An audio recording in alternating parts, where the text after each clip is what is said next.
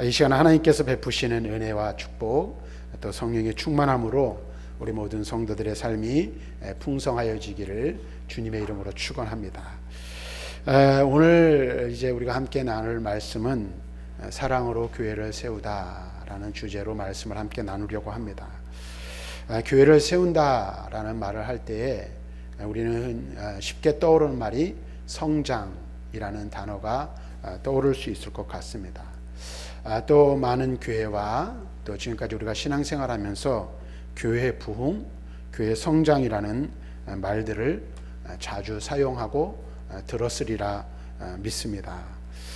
그런데 우리가 교회 성장을 이야기할 때 그 방향과 본질이 좀 잘못 이해하는 경우들이 있음을 우리는 종종 보게 됩니다.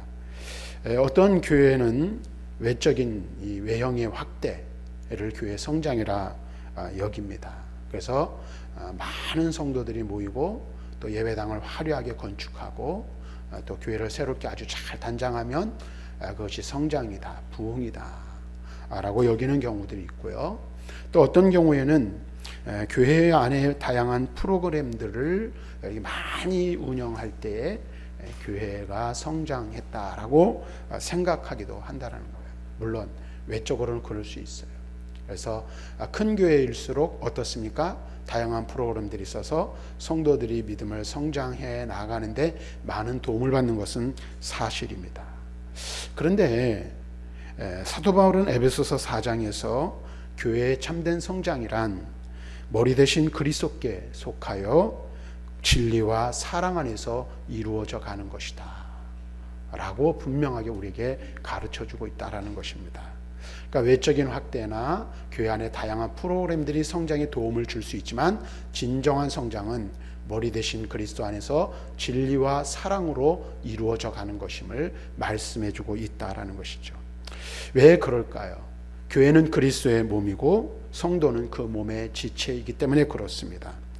그러므로 머리이신 그리스도께 붙어 있을 때의 성도는 그것으로 말미암아 생명을 공급받게 되고 지체들이 서로 연결되어 사랑으로 세워지게 될 때에 교회가 전체적으로 자라가게 된다는 것이죠. 그래서 교회가 진정으로 성장하고 성장하는 교회, 자라가는 교회가 되기 위해서는 머리 대신 그리스도께 꼭 붙어 있고 지체가 서로 연결되어 사랑으로 세워져 갈 때에 진정한 성장, 진정한 자라감을 경험할 수 있게 된다는 것입니다. 그런데 진리만 있고 만약에 사랑이 없다면 어떻게 될까요? 교회는 그런 교회들도 있죠. 우리가 말씀을 굉장히 중요하게 여겨요. 그런데 말씀만 살아있으면 된다 생각해서 말씀만 강조하고 사랑이 균형을 이루지 못한다면 차가운 율법주의에 흐르기가 십상이죠. 또 반대로 사랑을 강조해서 사랑만 넘치는 교회예요. 그리고 진리는 희미해요. 그럼 어떻게 될까요? 감정적이고 무원칙적인 공동체로 변질되기 쉽다라는 것입니다. 그래서 우리가 흔히 그런 말을 많이 하죠. 은혜롭게 해 라는 말을 하잖아요. 은혜 참 중요해요. 근데 은혜만 있고 진리가 바로 서 있지 못하면 어떻게 될까요? 온전하게 성장하고 성숙한 성도의 삶을 살 수 없다는 사실을 알아야 된다는 거예요. 따라서 진리 위에 세워진 사랑으로 실천되는 진리가 교회 성장의 핵심이라는 사실을 꼭 기억하셔야 할 줄로 믿습니다. 오늘 우리가 함께 읽은 이 본문의 말씀은 우리가 어떻게 그리스도의 장성한 분량에 이르러 사랑으로 교회를 세워나가야 하는지를 잘 가르쳐주고 있는 말씀입니다. 그래서 오늘 15절과 16절의 말씀을 중심으로 해서 사랑으로 왜 교회가 세워져야 하는지 그 이유를 우리가 함께 나눔을 통해서 우리 교회가 사랑으로 세워져가는 그런 교회 되기를 힘써야 할 줄로 믿습니다. 먼저 에베소서 4장 15절에 보니까 이렇게 말합니다. 같이 한번 읽어볼까요? 시작. 오직 사랑 안에서 참된 것을 하여 범사에 그에게까지 자랄지나 그는 머리니 곧 그리스도라. 바울은 교회 성장이 참된 것을 행하는 것, 다시 말하면 복음 진리에 기초한 데서부터 출발한다라고 가르쳐주고 있어요. 여기서 말하는 참된 것이란 단순한 정보 혹은 단순한 지식을 말하는 것이 아닙니다. 하나님의 복음, 예수 그리스도의 진리 그 자체를 의미하는 거예요. 그러니까 교회 성장의 출발은 어디서부터 시작된다고요? 그리스도의 복음에서 시작되는 것입니다. 진리는 교회의 기준이며 방향이 되는 것이죠. 교회가 진리를 잃어버리면 외적으로 아무리 화려해도 결국 모래 위에 세운 집이 되고 마는 거예요. 예를 들면 이런 거예요. 지난 이제 9월에 110회 대한예수교 장로회 총회가 있었어요. 근데 거기에 이단으로 규정된 목사님과 사모님이 있었어요. 그래서 이제 지금도 언론을 통해서 뭐 갑론을박이 일어나고 있고, 그 다음에 우리는 이단이 아니다 라고 주장을 해요. 근데 이단 대책위원회에서 연구를 하고 신학부에서 연구한 결과 잘못된 교리를 가르치는 것이 분명해서 이단으로 규정이 됐어요. 근데 제가 왜 이런 얘기를 하냐면, 오늘날 많은 교회들이 이 성장만 중요하다고 여겨요. 그래서 앞에서 말한 잘못된 성장이 있죠. 그런데 여러분 보세요. 진리 위에 참된 그리스도의 복음 위에 세워지지 못한 채 교회가 성장한다면 그것이 진정한 성장일까요? 참된 성장일까요? 그럴 수 없다라는 것입니다. 교회가 진리를 잃어버리면 아무리 외적으로 성장하고 교회에 숫자가 많고 외형적인 이 틀을 아주 훌륭하고 화려하게 갖췄다 할지라도 참된 교회일 수 없다라는 사실입니다. 그러므로 교회는 참된 것을 행하는 것, 곧 그리스도의 말씀과 복음에서 출발하는 교회를 이루어야 한다라는 사실입니다. 그렇지 않으면 어떤 결과가 나요? 모래 위에 세운 집이 되고 말아버린다는 것이죠. 또한 바울은 말합니다. 범사에 그에게까지 잘할지라 라는 말씀을 하고 있는데, 이 말은 신앙의 일부만이 아니라 삶의 모든 영역에서 그리스도를 닮아가라는 뜻의 말씀임을 알아야 합니다. 그래서 우리가 그리스도를 닮는다는 것은 어떤 것입니까? 또 범사에 그에게까지 자라간다는 것은 무엇을 의미합니까? 우리의 생각, 우리의 언어, 우리의 행동, 우리의 가치관, 이 모든 것이 복음 진리와 일치할 때에 교회는 비로소 그리스도의 장성한 분량에 이르게 된다는 사실을 우리에게 가르쳐주고 있는 거예요. 그런데 많은 성도들이 진리를 무엇으로만 알아요? 머리로만 아는 경우들이 있어요. 그래서 성경을 아는 지식은 충만해요. 그래서 성경 퀴즈 같은 거 하면 다 1등해. 그런데 여러분 보세요. 삶이 결여된 진리, 삶이 따라주지 못하는 지식, 이와 같은 것들은 우리에게 어떤 유익도 주지 못한다라는 것이죠. 많은 성도들이 진리를 머리로만 알고 실제 삶에서는 세상적인 가치관을 따라 살 때가 너무나도 많이 있다는 거예요. 진리를 선택했다가도 또 결정적인 순간, 위기의 순간을 만나게 되면 무엇을 쫓아요? 자기 편의를 쫓아 방향을 180도 바꾸는 경우들을 종종 보게 된다는 것이죠. 이것은 올바른 신앙인의 모습이 아니고 성장하는 참된 성장을 이루는 성도의 모습도 아니라는 사실을 알아야 돼요. 이것이 신앙의 성숙을 가로막는 근본적인 장애라는 것이죠. 따라서 교회를 세우는 첫걸음은 우리의 사고, 우리의 가치관이 아닌 철저하게 무엇으로? 복음으로 재편되어져야 한다는 것입니다. 그래서 교회의 기초는 뭐예요? 사람의 생각이나 사람의 방법이나 사람의 의견이나 또는 세상의 가치관이 아닌 그리스도의 진리이신 복음으로 교회의 기초가 다져져야 된다는 거예요. 그래서 예수님께서도 베드로에게 말씀하셨잖아요. 예수님이 가이사랴 빌립보에서 뭐라고 물어보셔요? 사람들이 나를 누구라 하느냐 라고 물어봐요. 그때 주는 그리스도시여 살아계신 하나님의 아들입니다라는 베드로의 유명한 고백을 우리는 너무나도 잘 알고 있어요. 그때 주님께서 하시는 말씀이 뭐예요? 이 반석 위에, 곧 예수 그리스도의 진리의 복음을 고백하는 신앙 고백 위에 교회를 세우시겠다라고 말씀하고 있어요. 교회의 기초는 무엇입니까? 사람의 생각, 세상의 가치관이 아닙니다. 무엇입니까? 진리의 복음인 줄로 믿습니다. 우리는 인간의 노력으로만 되는 것이 아님을 우리는 알아야 돼요. 성령의 도우심과 말씀의 능력으로 가능하며 지속적인 훈련과 순종을 통해 이루어지는 것이죠. 그래서 교회는 먼저 어디에 서야 한다? 진리 위에 굳게 서야 한다라는 것입니다. 그래서 바울은 말하죠. 로마서 12장 2절에 이렇게 말합니다. 같이 한번 읽어볼까요? 시작. 오직 마음을 새롭게 함으로 변화를 받아. 또 빌립보서 2장 5절에는 이렇게 말합니다. 같이 읽습니다. 시작. 너희 안에 이 마음을 품으라. 곧 그리스도 예수의 마음이니. 우리가 참된 그리스도인으로 서서 하나님 앞에서 성장하는 그리스도인의 삶을 살기 위해 먼저 되어져야 할 것은 무엇입니까? 변화된 삶이에요. 변화된 마음이에요. 그리고 우리의 변화된 마음 속에 무엇으로 가득 채워야 돼요?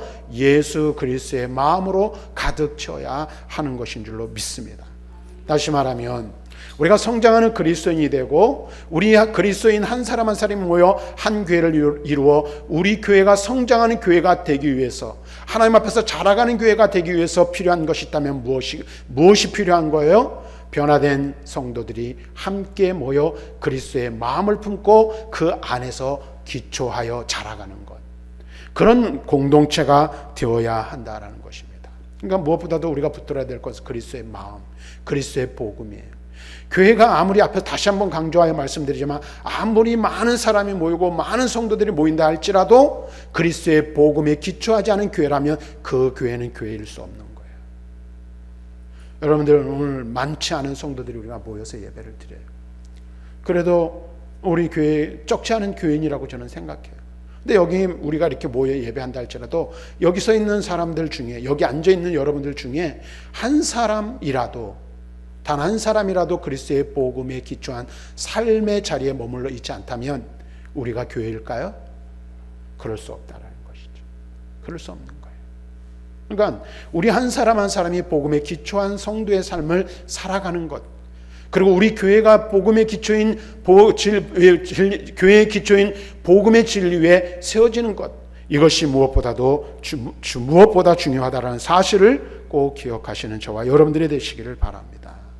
그 다음에 두 번째로 더 나아가서 사랑의 능력으로 진리를 실천해야 한다는 것입니다. 4장 15절 보니까 이렇게 말하죠. 같이 한번 읽어볼까요? 시작. 오직 사랑 안에서 참된 것을 하여. 자, 바울은 뭘 말하고 있냐면 진리를 말하고 있는데 행하는 데 있어서 사랑 안에서 행해야 한다라고 강조하고 있는 거예요. 여기서 사랑 안에서라고 말하면 사랑이란 뭘까? 라는 생각을 하게 되잖아요. 그런데 우리는 사랑을 흔히 이렇게 생각하는 경우가 있어요. 부드러운 태도, 감정적 따뜻함, 뭐 이런 것들을 생각할 수 있다라는 거예요. 그런데 사랑이란 이런 것을 의미하지 않습니다. 이는 그리스도께서 우리를 위해 십자가에서 보여주신 헌신적이며 희생적인 사랑, 곧 복음의 본질적 동력을 의미하는 것입니다. 그러니까 교회가 진리를 선포하고 가르치는 데 있어서 만약에 진리는 전해지고 진리가 선포되어지는데 그런데 사랑이 결여된다면 진리는 차가운 규율이나 날선 비판으로 전락할 가능성이 크다라는 거예요. 무슨 말씀인지 여러분 이해가 되십니까? 진리는 본질적으로 변하지 않는 하나님의 계시입니다. 그러나 그 진리를 어떻게 전하고 어떻게 실천하느냐는 무엇에 달려있다라는 거예요? 사랑에 달려있다라는 거예요. 사랑 없는 진리 실천은 판단과 분열을 낳고 결국 공동체를 무너뜨리게 되고 만다라는 거예요. 그래서 여러분 성경 지식으로 해박하고 그 다음에 말씀, 이 기독교 규율에 꽉 사로잡혀 있어요. 근데 뭐가 없어요? 사랑이 없어요. 그럼 어떻게 돼요? 규율적이고 율법주의자가 되어버리고 만다는 거예요. 율법의 핵심이 뭐예요? 하나님을 사랑하고 이웃을 사랑하는 것이 율법의 핵심인데도 불구하고 그 사랑을 상실해버린다면 율법주의자가 되어버리고 만다라는 것입니다. 진리와 사랑은 결코 무너질 수 없는 것이죠. 반면 사랑 안에서 실천되는 진리는 사람을 살리고 무너진 관계를 세우며 교회를 하나로 묶는 역할, 능력이 된다라는 사실이에요. 그런 의미에서 진리와 사랑은 분리될 수 없는 그러한 관계라는 거예요. 사랑은 진리를 왜곡하는 것이 아니라 진리를 더욱 아름답게 드러내는 도구가 된다라는 사실입니다. 또한 바울이 말하는 사랑은 인간의 감정이나 의지로 만들어낼 수 있는 것이 아님을 말씀하고 있는 거예요. 고린도서 5장 14절 말씀에 보니까 그리스도의 사랑이 우리를 강건하신다라고 말씀하고 있어요. 같이 한번 큰 소리를 읽어볼까요? 시작. 그리스도의 사랑이 우리를 강건하시는도다. 이 말씀처럼 이 사랑은 성령께서 우리 안에 부어주시는 능력임을 기억해야 합니다. 여러분 한번 생각을 해보세요. 제가 지난번에도 설교를 하면서 말씀드렸잖아요. 사랑은 선택적인 거라 그랬죠. 하나님께서 우리를 선택하시고 사랑하시기로 작정하시는 거예요. 그냥 어떤 단순한 감정은 아니에요. 인간적인 사랑은 어떻게 해요? 감정적인 사랑이 지나지 않기 때문에 조건이 바뀌고 환경이 바뀌면 얼마든지 변하는 거예요. 그렇죠? 그래서 저도 지금 30년 넘게 저희 집 사람이랑 사는데 뭘로 살까요? 사랑으로 살죠. 사랑이 없으면 어떻게 됐을지 몰라요. 근데 인간적인 사랑은 변해요. 자, 근데 여러분 보세요. 그래서 우리가 성경에서 말하는 이 사랑은 우리의 힘으로 우리의 것으로 되어지는 것이 아니라는 사실입니다.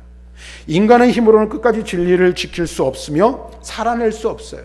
사랑하는 것도 사람의 힘으로 해낼 수 없는 거예요. 왜 그럴까요? 우리는 쉽게 넘어지고 쉽게 실망하고 진리 앞에서 쉽게 주저앉는 자들이기 때문에 그렇습니다. 그런데 성령께서 우리 안에 사랑을 충만하게 부어주실 때에 그 사랑이 넘어졌을 때 다시 일어설 수 있는 용기와 힘을 주는 거예요. 그래서 여러분들이 넘어지지 않을 수는 없어요. 신앙생활하고 함께 성도의 삶을 살아가고 교회에 몸을 담고 신앙생활을 하다 보면 왜 시험이 안 들겠어요? 여러분도 한 번씩은 다 시험 당해보셨잖아요. 그렇죠? 안 그러십니까? 저도 시험이 들 때가 있어요. 저도. 근데 잘 들으십시오. 시험에 들어 넘어지고 아주 넘어져 엎드려지지 않을 수 있는 이유가 어디 있어요? 우리를 붙드시는 그리스도의 사랑이 우리를 붙들고 계시기 때문에 그런 거예요. 그 사랑을 힘입고 그 사랑의 힘을 덧입어서 우리는 다시 일어설 수 있는 힘과 용기를 얻는 거예요. 오늘 우리가 이 사실을 알아야 돼요. 그래서 우리 그 대표적인 예가 누구일까요? 바로 베드로예요. 실패한 베드로. 예수님을 3번이나 부인하고 저주했던 베드로였어요. 그런데 그를 다시 일으켜 세우셔서 위대한 사도 되게 하신 것이 무엇입니까? 그리스도의 사랑이었다라는 사실입니다. 그리스도께서 그를 정죄하지 않으시고 사랑으로 회복해 주셨기 때문에 그가 다시 사도로서의 사명을 감당할 수 있게 되었다라는 것입니다. 교회 안에서 진리를 실천하는 과정에는 반드시 부딪힘과 갈등이 존재하게 되어 있어요. 그래서 사실은 우리가 은혜롭게 살고 은혜로 행해야 되는데 은혜가 무조건 좋은 것만은 아니에요. 왜 제가 이게 여러분 오해하시면 안 돼요. 좋은 게 아니라니까 은혜가 좋을 때도 있고 나쁠 때도 있고 그게 아니에요. 우리는 은혜라는 말을 너무나 오용을 하기 때문에 그래요. 은혜로 모든 것을 덮어가요. 근데 진리가 왜곡돼도 은혜로 덮어버리면 그게 은혜일까요? 그렇지 않다라는 것이죠. 그래서 여러분 보세요. 우리가 진리를 바로 세우고 진리로 교회를 세우고자 할 때는 반드시 부딪힘과 갈등, 어려움이 존재하게 돼요. 왜냐하면 진리는 우리의 자아와 세속적인 가치관을 정면으로 대면하게 만들기 때문에 그래요. 그래서 우리가 진리와 대면하게 될 때에 내가 하나님 앞에 바라서지 못한 삶, 내 언어, 내 행동, 내 삶의 모든 내가 가지고 있는 이 가치관들과 맞닥뜨릴 수밖에 없게 되고 그것으로 인해 부딪힘과 갈등이 그 속에서 발생할 수밖에 없게 된다는 거예요. 이러한 상황 가운데 만약에 처하게 될 때 사랑이 없이 진리의 기준만을 대고 들이민다면 상대는 어떻게 될까요? 상처받고 공동체는 갈라지게 되는 거예요. 그러나 사랑 안에서 진리를 말하면 그 진리는 생명이 되어 사람의 마음을 변화시키는 능력을 나타내게 된다는 사실입니다. 사랑은 단순히 진리를 부드럽게 포장하는 것이 아니라 진리로 하여금 상대에게 유익이 되도록 하기 위하여 인내하며 섬기는 방식으로 전해지는 것이기 때문에 그렇다는 것입니다. 오늘 우리는 이 사실을 알아야 돼요.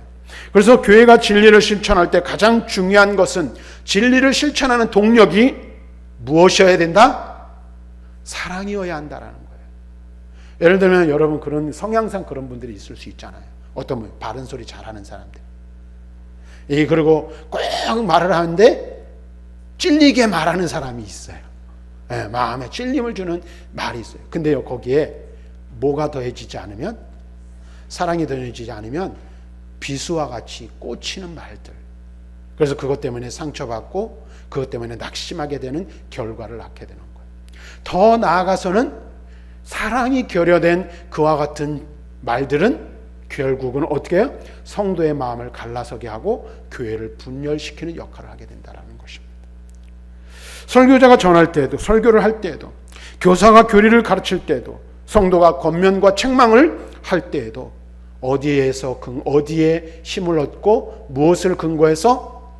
사랑의 힘을 가지고 사랑을 근거해서 모든 마음과 목적에 나와야 된다는 거예요.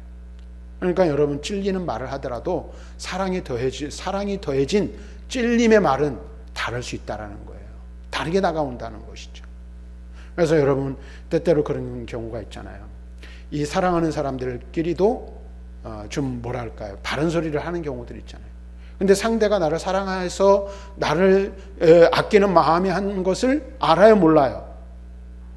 모를 때도 있죠.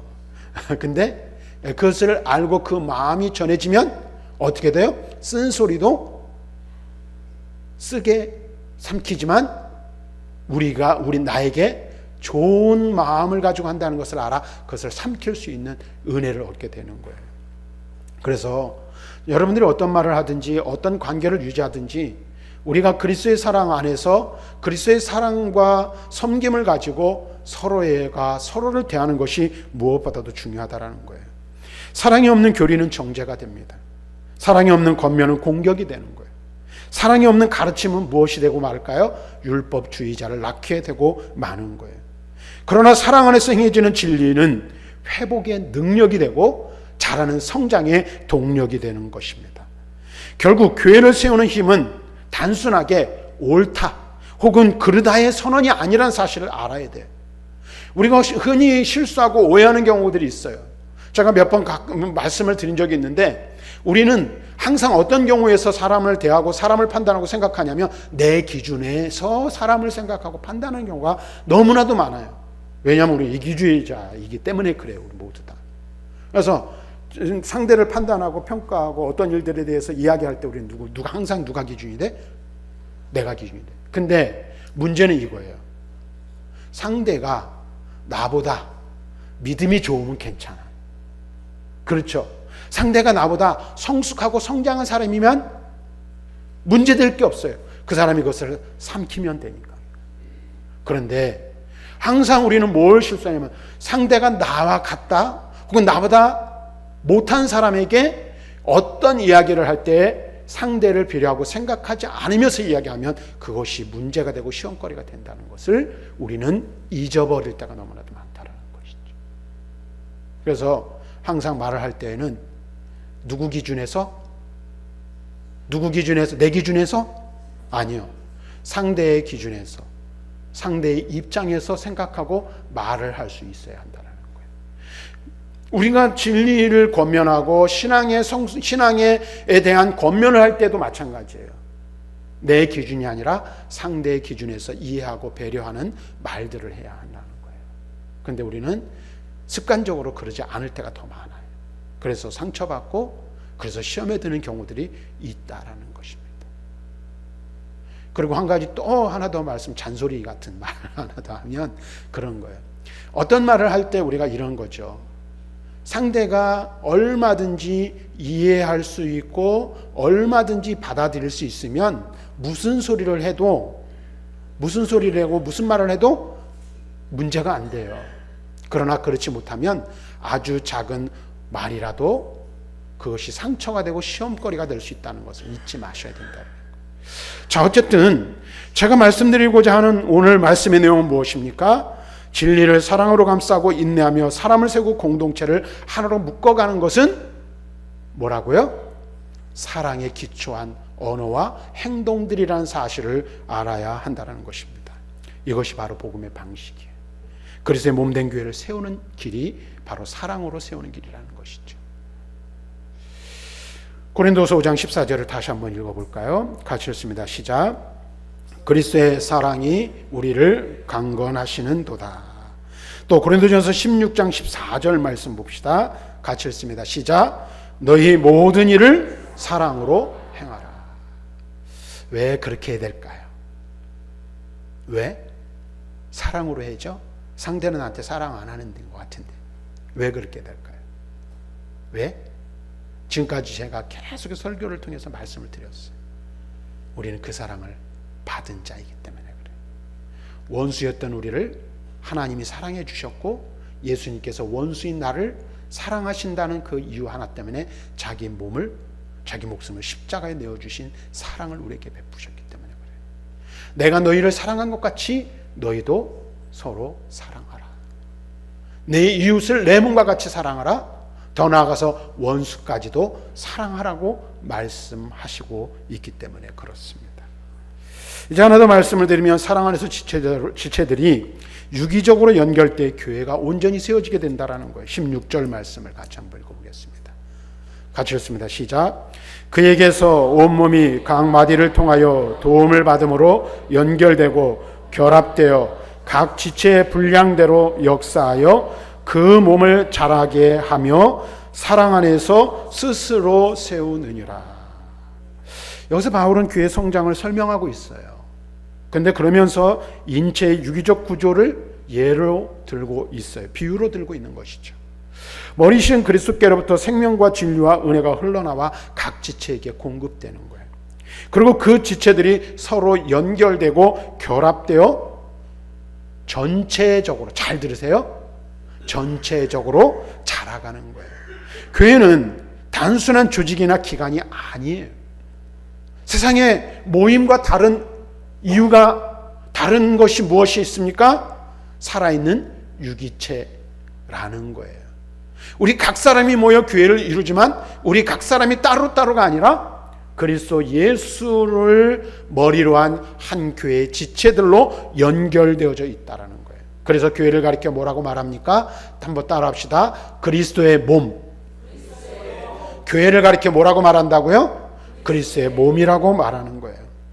그래서 교회의 건강은 개별 지체에 고립된 성취에서 나타나지 않고 있지 않고 서로 연결되어 기능을 나누고 사랑으로 돌보는 관계 속에서 교회의 성장이 나타나게 된다라는 것입니다. 그래서 교회의 각 성도는 그 자체로 존귀한 지체들이 있죠. 그래서 여러분들 몸의 각 부분들이 필요 없는 부분들이 없어요. 다 필요해요. 그것처럼 한 몸을 이루고 있는 교회에 지체된 우리 한 성도 한 성도는 더 필요하고 덜 필요한 그런 성도들이 존재하지 않는다는 거예요. 모두 다 존귀한 자라는 것입니다. 그리고 서로가 연결되어 기능을 나누고 사랑을 돌보는 관계 속에서 한 몸을 이룬다라는 것입니다. 하나님께서 각 사람에게 주신 은사와 역할이 있어요. 어떤 지체는 눈과 같이 보는 역할을, 어떤 지체는 손과 같이 섬기는 역할을, 어떤 지체는 발과 같이 복음을 들고 나아가는 역할을 감당하는 것이죠. 그런데 문제는 많은 성도들이 내 신앙은 내 문제지, 나만 하나님 앞에 바로 서면 되지 라는 철저히 개인주의적으로 이해하는 잘못을 범하는 데 문제가 발생한다라는 거예요. 이것은 성경적 교회론과 정면적으로 충돌하는 거예요. 교회는 결코 개별적 신앙의 집합체가 아니라 그리스도의 몸에 붙은 한 지체들, 한 몸의 상호 의존적인 연합체라는 사실입니다. 따라서 잘 들으십시오. 어느 한 지체가 성장과 사역을 멈추면 그것은 개인의 문제가 아니라 무엇의 문제가 되는 거예요? 교회의 문제가 되는 거예요. 예를 들면 이런 거죠. 새끼손가락을 이 주방에서 음식을 준비하다가 손가락을 베었어요. 그럼 이 손가락만 아픕니까? 온몸이 아프죠. 온몸에서 그걸 느끼는 거예요. 그것과 똑같다라는 것이죠. 손가락에 작은 상처가 나도 온몸이 그것을 느끼듯이 한 지체의 연약함과 고립은 교회 전체의 성장에 방해가 된다라는 것입니다. 반대로 한 지체가 은혜로 세워질 때 그 은혜는 다른 지체들에게 흘러가고 교회 전체를 살리는 통로가 되어진다라는 것입니다. 이런 의미에서 교회 성장은 나 한 사람만의 경건이나 열심으로 이루어지는 것이 아니라 서로 사랑으로 연결되고 공급하며 돌보는 공동체적인 과정이라는 것입니다. 바울은 또 말합니다. 각 지체의 분량대로 역사하여 라는 표현을 통해서 모든 지체가, 잘 들으셔야, 이것도 잘 들으셔야 돼요. 우리 교회는 그런 일이 없는데 좀 성도들이 많이 모인 교회들은 그런 경향들이 좀 있어요. 그게 뭐냐면 모든 지체가 똑같은 역할이나 은사를 감당해야 한다라고 말하지 않는다라는 거예요. 각자에게 주어진 분량이 다르고 하나님은 그 분량대로 뭐 해요? 역사하는 거예요. 여러분들 여러 사람이 모였어. 우리가 한 30명 정도 모여서 예배를 드리는데 주일마다 30명 각자에게 주어진 은혜와 은사가 똑같을까요? 다르다는 거예요. 은사가 달라요. 제가 우리 교회가 속해 있는 노회에도 한 65개 교회 정도가 있어요. 그러니까 한 65개 정도 교회가 있으니까 목사님들이 몇 분이나 있겠어요? 담임 목사님들만 해도 한 65명. 그런데 각각 뭐가 다를까요? 목사님들마다? 은사가 달라요. 은사가. 그래서 그 목사님들은 나름의 그 사역의 특징들이 나타나는 거예요. 근데 그 목사님들뿐 아니라 교회 안에서도 다양한 성도들인데 그 성도들은 다 똑같지 않고 받은 바 은혜가 다르고 은사가 다르고 역할이 다르다라는 거예요. 오늘 우리는 이 사실을 알아야 돼요. 중요한 것은 모든 지체가 자신의 자리에서 충실히 사랑으로 그 기능을 발휘하는 것이 중요한 거예요. 여러분들이 식사를 준비하든 아니면 교회 청소를 하든 아니면 예배 봉사를 하든 어떤 일을 하든지 간에 중요한 것은 무엇입니까? 각각 하는 일은 다르지만 그 기초와 그 기능에 더해져야 할 것은 무엇이라고요? 사랑이어야 한다는 거예요. 사랑. 손이 발의 역할을 흉내낼 필요가 없고 눈이 귀가 될 필요가 없습니다. 하나님께서는 지체를 다양하게 지으신 이유는 그 다양함이 모여 각각이 모여 한 완전한 몸 그리스도의 형상을 나타내기 위함이라는 사실을 알아야 돼요. 이 모든 연결과 조화의 중심에는 무엇이 있어야 합니까? 사랑이 있어야 합니다. 그래서 바울은 사랑 안에서 스스로 세우느니라 이렇게 말하고 있어요. 여기서 스스로 세운다라는 말은 인간이 교회를 자율적으로 성장시킨다는 것을 의미하는 것이 아닙니다. 사랑의 교통과 헌신을 통해 하나님께서 그 몸을 자라가게 하신다는 거예요. 그러니까 교회가 자연스럽게 성장하는 것은 잘 들으셔요. 이제 정리를 좀 해야 되는데요. 우리가 교회 성장을 처음에 이야기하면서 말씀을 시작했잖아요. 외적인 성장, 그래서 숫자적인 성장, 물론 목사님 저도 그걸 왜 원하지 않겠어요. 그리고 그런 성장, 그 다음에 외형적으로 교회 건물이나 이런 것들이 더 큰 건물들 이런 것을 말할 수 있어요. 그리고 자연스럽게 성장하는 교회는 그런 외적인 성장의 모습도 나타나요. 그런데도 보다 더 중요한 것은 무엇입니까? 진정한 성장은 온 교인들의 숫자나 외적인 형태가 아니라 그리스도 안에서 사랑으로 연합된 공동체를 이룰 때에 자연스럽게 교회는 성장하고 성숙해져 간다는 거예요. 그리고 그 성장함과 성숙함이 외적으로도 나타나게 되어 있다는 거예요. 예를 들면 우리 저 뒤에 있는 재민이 같은 경우를 들 수 있어요. 재민이가 이제 중3이고 이제 좀 내년이면 이제 좀 있으면 고등학생이 되는데 얼마나 많이 컸는지 몰라요. 그 이유가 뭘까요? 건강하다는 증거예요. 건강하면 자연적으로 성장해 가게 되어 있어요. 근데 교회가 건강해지려면 무엇이 필요합니까? 무슨 일을 하든지 각 지체가 은사를 따라 어떤 일을 하든지 무엇이 기초되어? 사랑이 기초되어 모든 일들을 각 지체가 감당할 때 사랑이 하나의 우리를 묶는 띠가 되어 우리로 하여금 자연스럽게 성장하게 된다라는 것이죠. 교회의 지체들이 사랑으로 연결될 때 말씀과 성령을 통해 그리스도께로부터 오는 생명이 순환되고 교회는 점이나 주름 잡힌 것이 없는 거룩하고 순결한 신부로 자라가고 세워지게 된다라는 것입니다. 목회적 관점에서 볼 때도 마찬가지.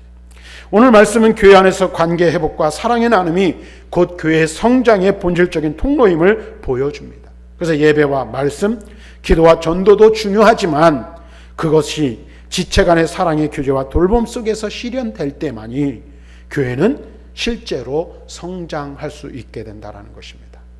반대로 이야기하면 사랑이 빠진 교회는 아무리 시스템이 좋아도 영적으로 메말릴 수밖에 없고, 반면 사랑으로 연결된 교회는 외형이 크지 않아도 생명력이 넘치고 건강하게 자라는 성도들로 충만한 교회가 될 수 있다는 것입니다.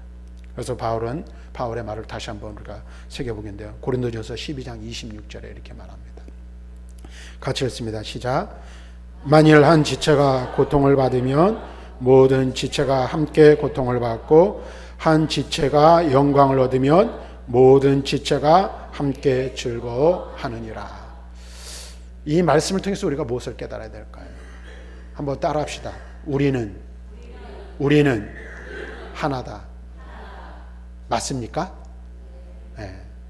우리 모두는 그리스도 예수 안에서 한 몸을 이루는 한 공동체라는 사실을 기억해야 돼요. 그럼 우리가 어떠한 존재들이 되어야 돼요? 서로가 서로를 사랑으로 섬기는 존재들이 되어야 돼요.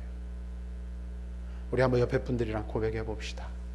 주님의 안에서 사랑합니다. 저도 여러분들을 많이 사랑합니다. 우리가 서로 사랑해야 할 줄 믿습니다. 사랑하는 성도 여러분, 교회는 진리에 세워지고 사랑 안에서 자라가는 그리스도의 몸입니다. 복음의 진리로 우리의 생각과 가치관이 새롭게 되어야 하고, 그 진리를 사랑의 능력으로 실천해야 합니다. 사랑으로 서로 연결되어 유기적으로 세워져 갈 때에 교회가 건강한 공동체를 이룰 수 있습니다. 우리 각자가 머리이신 그리스도께부터 진리와 사랑으로 교회를 세워나갈 때 하나님께서는 그 몸을 자라가게 하시며 세상 앞에 아름다운 그리스도의 형상을 드러나게 하실 것입니다. 사랑으로 교회를 세운다는 것, 이것이 바로 주님의 뜻이고 교회의 본질임을 기억하시는 저와 여러분들이 되시기를 주님의 이름으로 축원합니다.